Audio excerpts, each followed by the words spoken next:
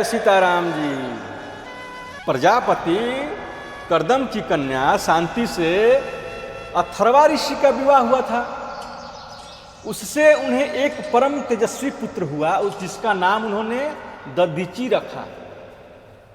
दधीचि जन्म से ही विरक्त और परम शिव भक्त थे।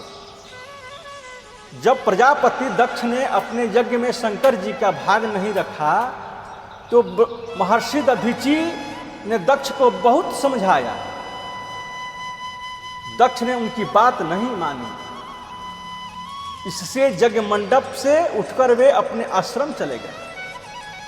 अंत में सती के देह का त्याग के बाद वीरभद्र ने उस यज्ञ का विध्वंस कर दिया।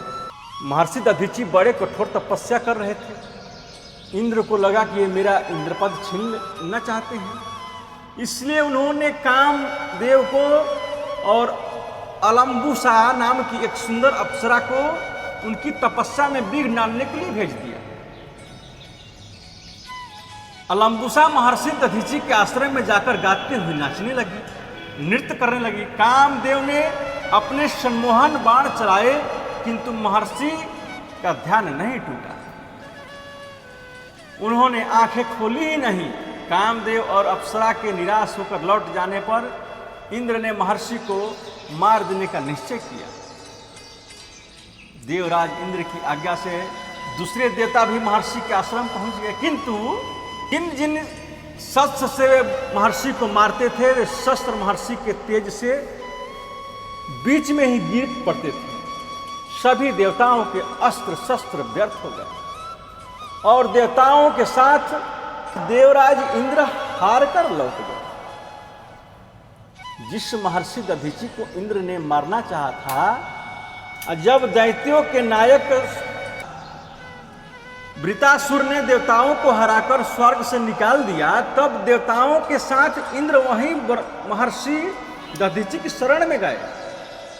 बात यह थी कि वृतासुर ने देवताओं के सभी अस्त्र शस्त्र निगल लिए थे। महर्षि दधीचि की हड्डियों से बने वज्र को छोड़कर दूसरे किसी उपाय से यह मारा नहीं जा सकता था। महर्षि दधीचि को देवता मार तो सकते नहीं थे। वे उनसे उनकी हड्डियां मांगने गए थे। देवताओं की याचना सुनकर महर्षि ने कहा, शरीर तो एक न एक दिन नष्ट ही होगा, इससे उत्तम और क्या बात होगी कि वह नश्वर देह किसी के उपकार में लग जाए।